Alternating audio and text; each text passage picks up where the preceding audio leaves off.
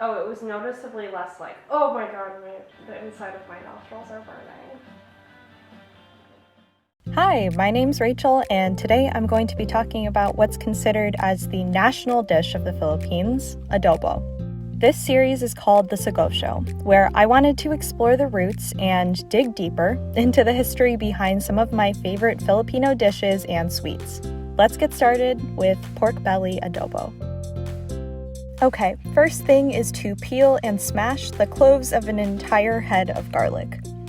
As you can see here, I'm just smashing the cloves with my knife and not slicing or chopping. Next up, the meat.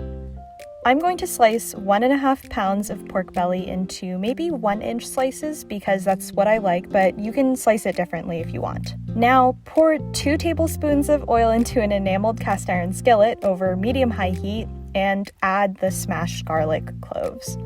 I will somewhat sheepishly place the slices of pork belly and hope they stay standing up, but who knows. To this, we will carefully, as to not topple the pork belly, add 1/2 cup of soy sauce, 2 tablespoons of sugar, 1 teaspoon of whole peppercorns, 3 bay leaves, and then lastly, 1 cup of water and 1 cup of vinegar. Yeah, I did forget in this moment to add 1 cup of water, as you may notice here, so sue me if you want. But yes, at this time, add 1 cup of water, and then the last thing that you want to add is 1 cup of vinegar. The reason the vinegar has to go last is that you want to cook some of it off. So actually don't stir this at all. Just let it be for a little bit so that you can cook off a little bit of the vinegar, and that will tone down the vinegar taste so you have a really, really pleasant sauce at the end. All right, so now that I have you, adobo is one of those dishes that everyone prepares a little differently, right? Like you go to a party and you try someone else's adobo and it tastes markedly different from the adobo that your family makes. Today, my adobo is a derivation of my mom's, which is her mom's, and my Lola's recipe. And so when I asked my mom about what she knew about the history of adobo, she said she really wasn't sure, and perhaps it was brought by the Spanish during the colonization in 1521, which is what I'd always thought too, given the name. It makes sense anyway, since much of our culture is shaped by Spanish influence, religion, language, and cuisine. When the Spanish arrived in what is now called the Philippines, the process of colonization resulted in an erasure of the cultural traditions of the indigenous people in favor of a more Christianized and Western way of living. And this isn't news, but it would make sense that adobo, which comes from the Spanish word for marinate, the tradition of this preparation of meat was brought from Spain. At least that's what I thought. However, it's not actually true.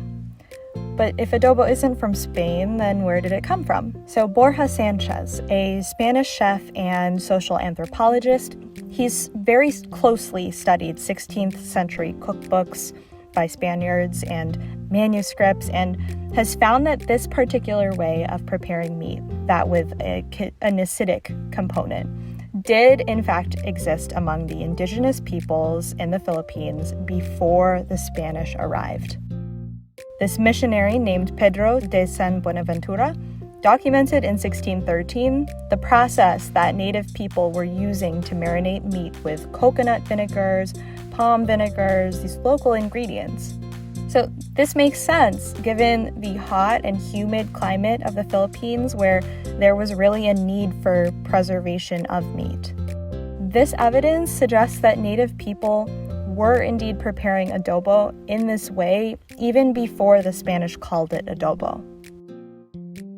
This idea is different from my original assumption that the Spanish brought this dish when they came to the Philippines, and we can tell that because of the name. But okay, so what? Why does any of this matter? And you might think that I'm splitting hairs here. What I'm trying to say is that with this evidence, adobo can't just be a dish that was brought and given to the Philippines by Spain and completely just replicated in the Philippines. The Spanish did not bring adobo, they just named it with their language. Even Spanish adobo now is influenced by ingredients that colonists had taken from the Philippines and from other countries.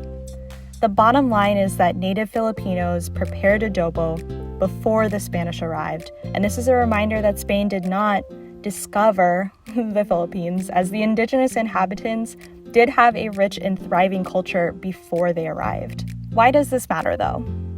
So for me, growing up in the US and in a predominantly white community, I didn't really think a lot about my Filipino identity until I graduated college. I'm not trying to speak for everyone, but I know that our culture and therefore our identity is heavily influenced by the fact that the Philippines was colonized by Spain, traded with China, later was a US colony.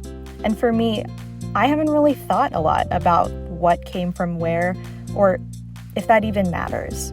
The thing is, there are parts of us that come from our ancestors even before Spain, even before China.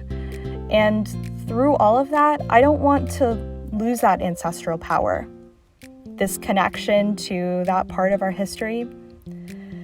So I think it's important for me to learn about the history of our food, both indigenized and colonized, and understand that the origin of this dish is not just something that the Spanish brought, just that they named. Okay, yeah, so actually back to cooking this. After 20 minutes, I'm finally allowed to stir the sauce a bit, and then I can cover the skillet, and we're gonna place this in the oven, first at 400 degrees Fahrenheit for 45 minutes. What we're gonna do here is 45 minutes at a high temperature, and then we're gonna do a low temperature for 4 hours. So after 45 minutes, we can remove this, and it already looks really good and we want to eat it now, right? But we're actually gonna put it back into the oven at 200 degrees for 4 hours. And I promise your kitchen is going to smell pretty irresistible, but look at this, it's worth the wait. Next, remove the pork belly pieces and the sauce and add the pork belly back to the skillet over a medium-high heat for a quick sear and browning so that we can have these pieces a little crispy on the outside. And look at that! Oh, I'm so excited.